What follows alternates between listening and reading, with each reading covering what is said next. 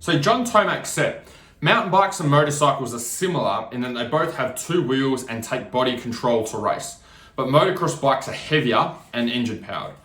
Motocross is also a sport where there's much more time in the air off jumps and riding in packs with other riders. So control is paramount.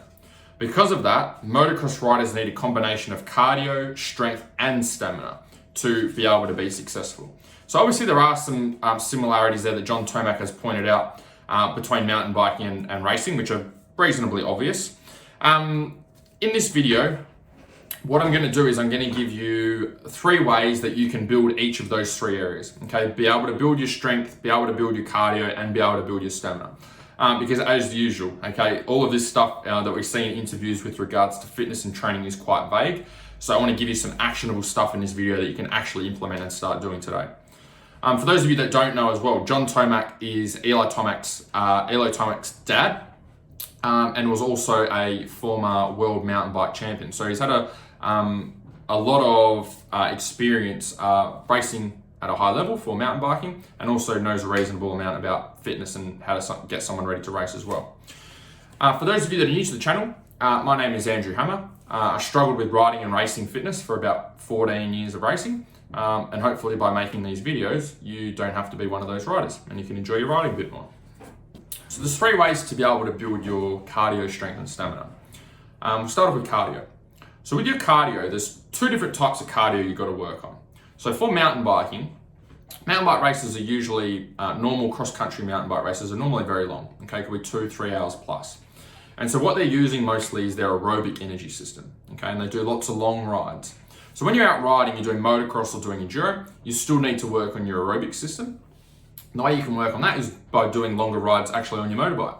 So every time you go and practice, if you do 20-minute motos on race day, go and practice doing 20-minute motos. If you do 10-minute motos, go and practice doing 10-minute motos. So even if you're only riding once per week, just make sure when you get on the bike, you're doing those longer duration motos like you're expecting yourself to do on race day. The other part is the shorter distance cardio. Okay, and this is what's a little bit different to mountain biking. Shorter distance cardio is where we get your body really, really good at going very hard for short periods of time. So if you dig into motocross or you dig into supercross, that's exactly what's happening. So you might be racing for 20 minutes, but within that 20 minutes, there's parts of the race that are very intense or parts of the track that are very intense and parts that are a little bit of a rest. So if we take a motocross track, you might have a really sandy, whooped out section where you're really fighting the bike using a lot of physical effort and energy. And so you're burning through energy in that section, okay, 80, 90, 100%. Then you might get to the next section of the track where it's a straight, okay, and you can sit down for a little bit. So even though you're still riding fast and riding hard, what's happening is you're not using as much energy. So you've got one part of the track using a lot of energy, and the next part of the track using a lot less energy. Then you get to the next part, and then it might be a lot more energy. So it's going like this as we're going through. It's a series of intervals for 20 minutes, not 20 minutes at one speed. So how do we train these intervals? The best way for you to be able to do this is if you want to train it on the bike, you can do that. Do sprints on the bike.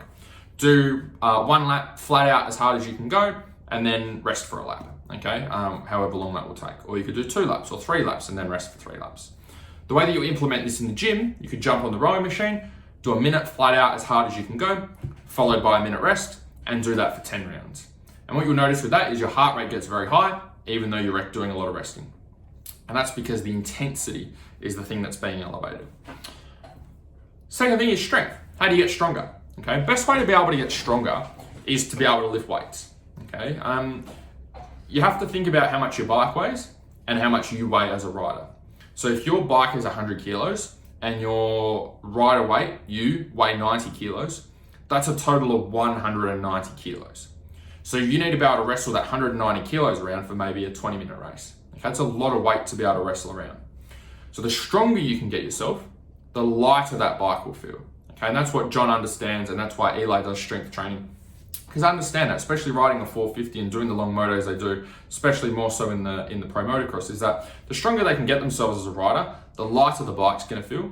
The lighter the bike's going to feel, the longer they can wrestle it around for. Okay, so some exercises that you can do. Do things like back squats, deadlifts, bent over rows, bench presses, overhead press, all using a bar, weight bar. And the reason the weight bar is important and the weights is because then you can get yourself stronger by adding a little bit more weight each session.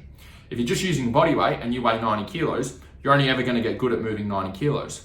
Whereas when we use a weight bar, we can add on another 10 kilos, 20 kilos, 30 kilos, 40 kilos. You can continue to keep getting yourself stronger, which is going to make riding a lot easier and a lot more enjoyable. Third thing is stamina. So stamina is a combination of both of these things. So if your cardio is good aerobically and anaerobically, okay, so we're good at the longer distance stuff and good at the intervals, you're going to find that your stamina, your endurance is going to be quite good. A lot of riders go wrong there because they just focus on one or the other and they don't do both. You also need to be able to combine that with strength. So if you have really, really good cardio, really good aerobic training and really good anaerobic training, but you're just not strong enough to ride the bike's going to feel a lot heavier than what it should be. And if the bike feels a lot heavier, even if your cardio is really good, what you're going to find is you're chewing through your energy tank very, very quickly. So if you can get yourself stronger and you can improve both sides of your cardio, what that means is you've got this big energy tank there, but because you've got so much strength behind it as well, you also don't use as much of that energy as you're going through the ride and as you're going through the race.